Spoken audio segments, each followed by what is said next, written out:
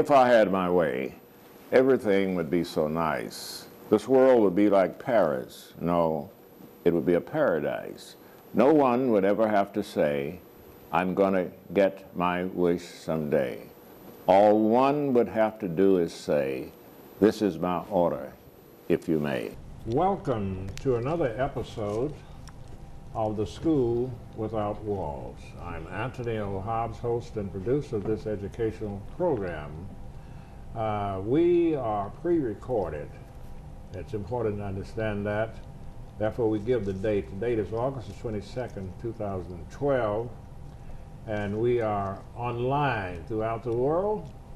Just dial uapb.edu and stroll down to Pine Bluff TV, and then you want to look for The School Without Walls. I am so pleased today to have Mrs. Joyce Bracy Vaughan here with me, one of the hardest working staff persons on the campus. I can attest to that. She does so much wonderful work here, and we just love her to death. Thank you. Glad to have you here with us. And what we want you to do is tell us, give us your title. I am Joyce Bracy Vaughan, as you introduced me, and I serve my alma mater as the Director of Student Counseling, Assessment and Development, which is an office in the Division of Student Affairs. Here at the university we have 3 major divisions, and I work in the Division of Student Affairs. Okay, we're going to continue with that later, but I want you to give us a little brief history. If you were born here in this, wherever you were born, tell us about in your early education and your early college education and so forth and so on. Well, all of the early education was here in Pine Bluff. I am a native of Pine Bluff. My parents are deceased and my grandparents, but I was a blessed child. I had all of those in my childhood. And I attended C.P. Coleman School. That was before the Watson Chapel School District was integrated. So I have some history with integration challenges. Oh, you got a little bit of the segregated school. Yes, yes. How old were you when they desegregated? At the time when C.P. Coleman School was merged into Watson Chapel, I was a second semester senior. Oh, so I helped to write the history of our class, the class of 1971, and in that I said that we spent 11 and 3/4 years at C.P. Coleman School out on West 13th, and we spent 1/4 of the year at Watson Chapel High School, and that's where my diploma was presented at Watson Chapel. How about that? Yes. And your college? And of course, I graduated from Watson Chapel High School and couldn't wait for fall. I entered Arkansas A&M College for the first summer session, and that was my only session at A&M, UAPB, with a 4-point average. That was my first summer session. I didn't stray too far, but that was my only perfect session. So I entered summer school, and then I went on in the latter part of the summer to join Mr. Harold Strong as a scholarship recipient of the, at that time, Arkansas A&M College band. And I was a band recipient of the scholarship for my entire time at A&M UAPB. You played an instrument? I played an instrument, two instruments. I played B-flat clarinet during the marching season, and in the concert season in the spring, I played E-flat contrabass clarinet. And my favorite picture is the E-flat contrabass being about 2 feet above me, and I had to sit on a stool to play it. How about that? Yeah, but I had a very, very excellent undergraduate career here at A&M UAPB. I was a part of the merger. How about that? As a freshman, we went to the Capitol to voice our disarray with merging into the UA system, but after it occurred, became a very active member of the University of Arkansas at Pine Bluff family, and stayed here till I graduated. In fact, I worked the summer after I graduated in the office that I had been a student worker in because I was preparing for graduate school. And at the end of that summer, I left Pine Bluff, Arkansas approximately 57,000 people, and went to the Ohio State University, where the campus was approximately 55,000 students. So it was a very interesting transition. Yeah, I'm sure it was. And I received a Bachelor of Science degree in social science education from that was UAPB. Okay, and then I went on to the Ohio State University and received a Master of Arts degree in counselor education. And my very first job was at another HBCU. I worked at Central State University in the TRIO programs as a peer coordinator and counselor. And then I was called back, recruited back to UAPB, and I had my first stint at UAPB from 1977 to 1983 in the counseling center. And then I left and went back to the Ohio State University pursuing a PhD degree. But as one of the other stats, I got tired of being broke and aborted my program after 2.5 years, and I took a full-time job at the Ohio State University, and I remained there for 14 years as an employee before returning to UAPB in 2000. So I've only had 2 real homes in my lifetime, in Columbus, Ohio, and in Pine Bluff. Now, what type of work did you do in Ohio? When I was at Ohio State University, at the Ohio State University, I was in the Division of Student Affairs. My very first job, although, was in the School of Engineering. I was an academic counselor. And then I received a phone call inviting me to apply for a position over in Student Affairs, and I did. And I stayed in Student Affairs the remaining time. So I was in Student Affairs for 12 of those 14 years. And then I came back to Pine Bluff, and my mother's bragging rights was I was in Pine Bluff for 1 day, and I had a job back at UAPB. I see. What year do you return? How long have you been here? I've been here 12 years come September. Right. I do remember much of what you've said. Yes. I remember when you came back. I remember when you went to for your PhD, and I thought you got it for a while, but you told me you got what you say, got hungry? Got hungry and started to work. Family has always been very, very important to me, and there were some needs. So being the only single sibling in the family, some of the needs fell on me. So I just made decisions that I needed to go to work full time, and I did. And when I left the Ohio State University to come back to UAPB, I left on a leave. I had turned in my resignation, but my boss at the time, who was the Vice President of Student Affairs, said, "Joyce, you don't need to resign. You just need to take a year's leave and go take care of your mom and da-da-da." But as a result, after 11 months of being here, my mother passed away, and I just couldn't go back to Ohio. So I remained here, and I've been here ever since. I see. Now, you have one sister. Is that Evelyn? I have one sister. Evelyn, she's the Blunt. oldest of my siblings, Yes, Evelyn Jean Blunt. So, she's a very strong personality here in Pine Bluff. She is. And she was married to the former Alderman LeVert Blunt Jr. Right. And he was, I don't refer to him as a brother-in-law, he was a brother because they were married when I was 12 years old. So that's my brother. And then I had a brother who was the second oldest in our family, Samuel David Vaughan. He passed away in 1990. And then my youngest brother, who is just a few years older than myself, he is Edward Earl Vaughan. And he and his family live here in Pine Bluff. And they stay in the news because every year they give a scholarship to the university in memory of my nephew, their only son, David Jerome Vaughan, who was murdered back in 2002. I see. And Edward is the one who dresses sharp. Oh, yeah. Yeah, my brother dresses sharp, but he got that from my grandfather. How about that? You know, in our career director was talking about the importance of dressing for success. Yes. Well, he has that down pat because whenever he leaves the house, he prides himself. He prides. I like to see and him his dressed appearance. that way. And we're going to stop on that for a break, and we'll be back in just a few minutes. Thank you. When you're on this team, you learn to never give up. Even if you're down, third-string quarterback, clock ticking, hostile environment, exhausted, you can never lose hope. There are over 13 million people in the Horn of Africa affected by famine, war, and drought that are counting on us for help. More people affected than the population of New York City and Los Angeles combined. And we can't give up. Please go to this site and forward the facts about this crisis to everyone you know. Do more than donate. Forward the facts.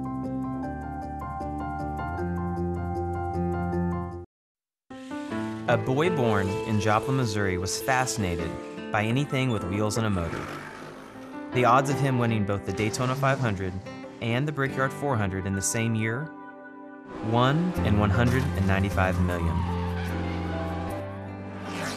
The odds of a child being diagnosed with autism, 1 in 110. I'm Jamie McMurray, and my niece has autism. Learn more at autismspeaks.org/signs.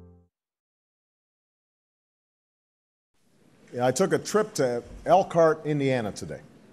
Elkhart's a place that has lost jobs faster than anywhere else in America. In 1 year, the unemployment rate went from 4.7% to 15.3%. Companies that have sustained this community for years are shedding jobs at an alarming speed. And the people who've lost them have no idea what to do or who to turn to. They can't pay their bills, and they've stopped spending money. And because they've stopped spending money, more businesses have been forced to lay off more workers.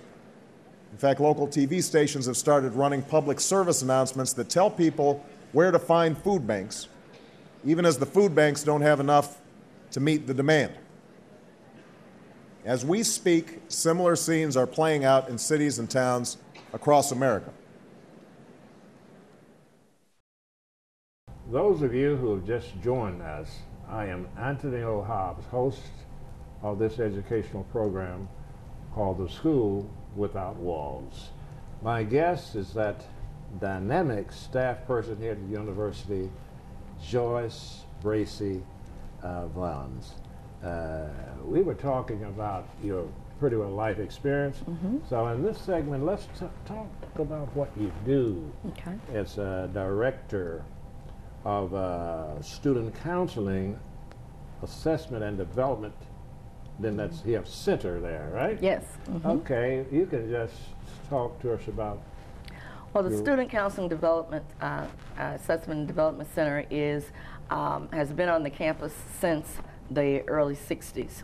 And it started out as being a testing center, but then it developed into counseling as well as assessment. And the development component is in that we do outreach in the various academic departments with organizations by helping students build their skills or help them to develop into the holistic student that we would like to see. So our mission is twofold. Number one, we are here to provide mental health support to the student population here at the University of Arkansas. Mental health support? Yes, at the university, helping students learn how to cope with all of the stressors of the university. Not only with stress management, but we do some of every kind of development for our students, and that would include stress management, anger management, time management. It would include relationship enhancement, and that's a very large pool, relationship enhancement, whether it's relationships with peers, relationship with roommates, relationships with family. We do have a large population because our student is very diverse. We know that death and grief is a part of life. So many of our referrals are in reference to students who have experienced loss. And it may be loss of a family member or friend, but other types of loss as well. So that's a part of our goal, is trying to help students manage all of the above. The other parts is that we have a very strong concern about substance abuse on our in the community as well as on our campus. And we know that substance is here, and there's a zero tolerance for substance on the campus. But where there are concerns or issues where we can do prevention, we do prevention. And when we have to do one-on-one with students because of some type of situation that they have found themselves in, or in reference to family. That is another part of our support for the student developing holistically. We also work with student organizations. As I said earlier, we work with classes, faculty, administrators give us referrals. We go into classes to make certain types of presentations if there's an issue going on in a particular academic class.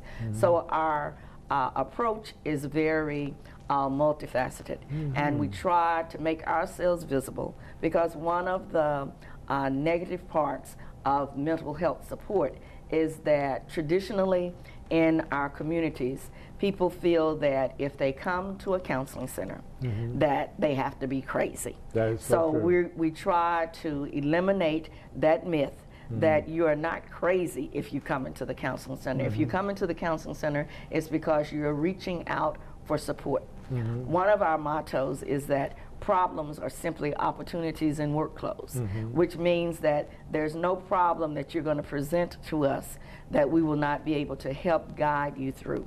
And we look at every problem as an opportunity to help you reach your highest potential. And in doing that, students have to overcome obstacles, barriers that may be in their path, and those obstacles and barriers are varied.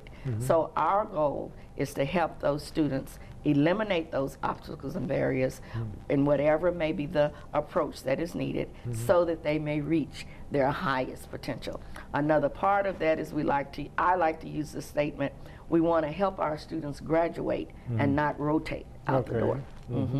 You know, that's quite important what you said. What size staff do you have? Seems like you need a lot of people to do all that. Presently, we only have 2 professional staffs and an administrative support person. We are in hopes that we will return to a 3 professional staff at some point soon, and I'll just leave it at that. I see. Do you have any record of how many people, children, I won't say children, students that you serve during a year? Do you have any idea how many you touch? Our numbers vary depending on the type of activities that our students participate in. For example, when we do development presentations and we speak to, for example, the freshman lab, we can count that as one-time approaches with students, because we're giving them our professional presentation. But in reference to the number of students who come in on a one-on-one basis, again, that's a different group of students. And then you have to realize that our second mission is that of test administration. So our numbers in reference to test administration are large, and when we give our annual report, we combine all of those together. But our population being approximately 3,000 students, we can say that on an average we would be able to see every student at least once. But again, it depends upon what the needs of the students are, and the fact that the majority of students will not come in for a one-on-one, so we have to go out to see them. And again, classroom, residence halls, organizations, you name it. That becomes our service population. So some numbers are counted more than once. When you mentioned the mental assistance that you give, do you have any trained psychologists or anybody in that? We have I am a counselor, but we also have a licensed social worker. Ms. Shawn Linton is in that role, and what we are looking for is an additional one at some point when we're able to add to our staff, because we in the past have had 2 licensed social workers along with myself as a counselor. And then we are also have a collaborative relationship with the Southeast Behavioral Center. And when we are in need of a higher level of assistance for our students, then that's where we will refer them to Southeast. Okay, let us stop here for our break, and we will be back in just a few minutes for the final segment. Severe weather can destroy a home in seconds. There's no time to think, only time to act. Have a kit so you're ready for any emergency. Develop a plan for what you and your family will do before disaster strikes, and stay informed during severe weather any way you can. It can be the difference between losing your possessions and losing your life. Just ask the owners of this house. Visit ready.gov for ways to prepare your family for emergencies.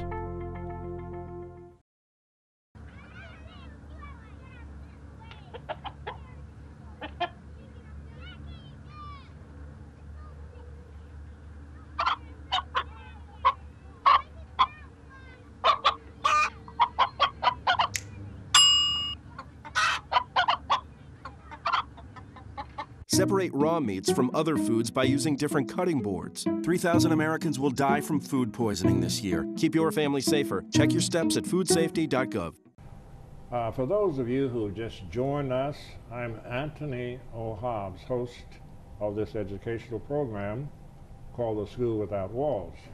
My guest is Ms. Joyce Bracy Vaughan.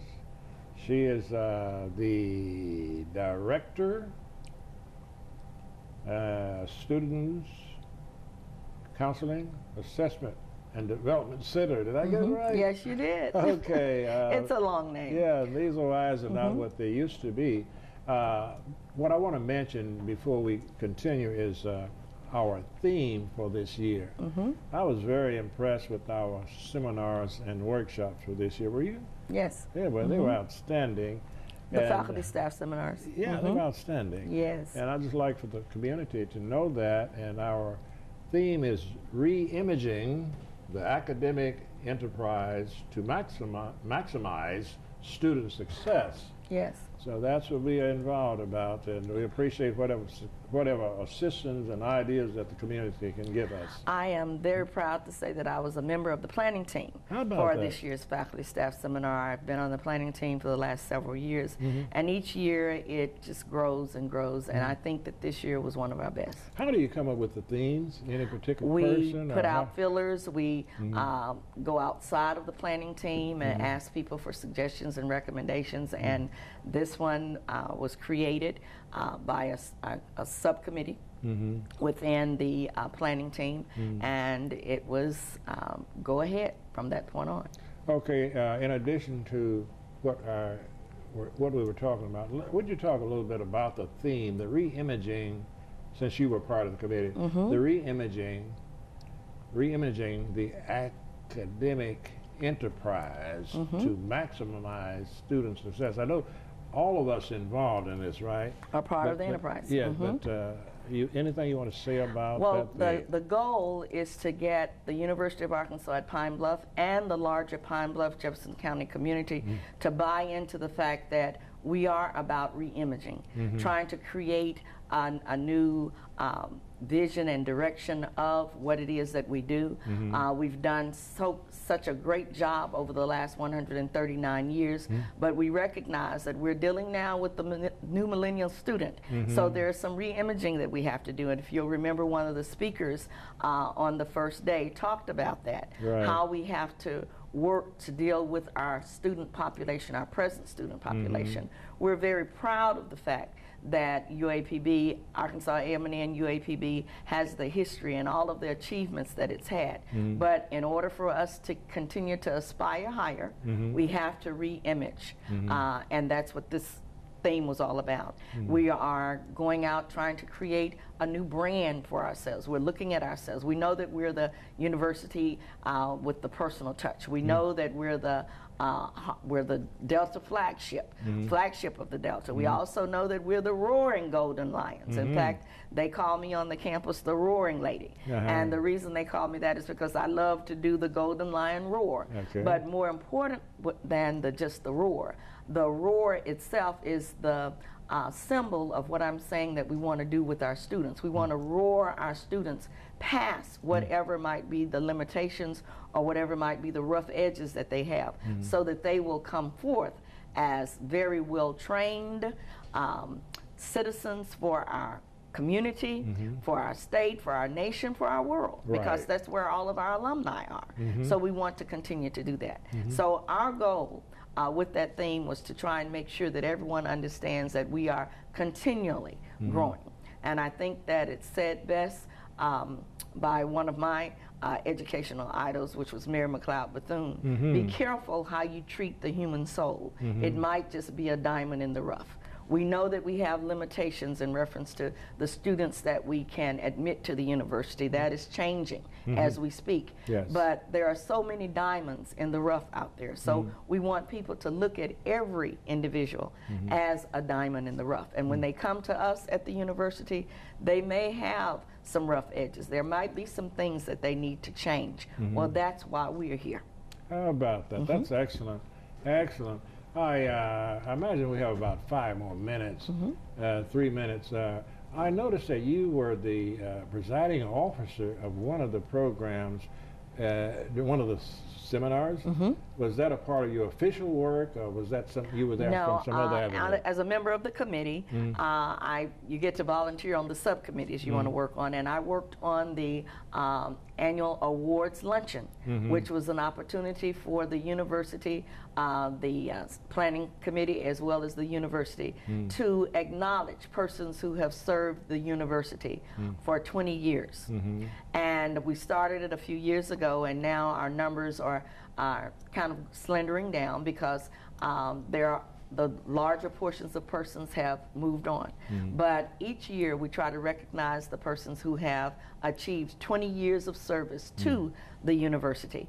And that was the luncheon that I was able to preside over. And the presentations were made by our Chancellor, Interim Chancellor Dr. Johnson, and the 3 Vice Chancellors, Dr. Benjamin, Mrs. Thomas, and Mr. Bennett. So we were very happy to recognize those persons. And the talent that was included. The food was very good. The food was off the chain. The talent, we had an alum who came and he did an aria for us. So it was just fantastic. The entire day was fantastic. It really was. Yes. We perhaps have about a minute, so tell them where they can, give them your address, location, Thank you. And et cetera. Student Council Assessment and Development is located in the oldest building on our campus, Caldwell Hall. We're located in 207, Suite 207 of Caldwell Hall.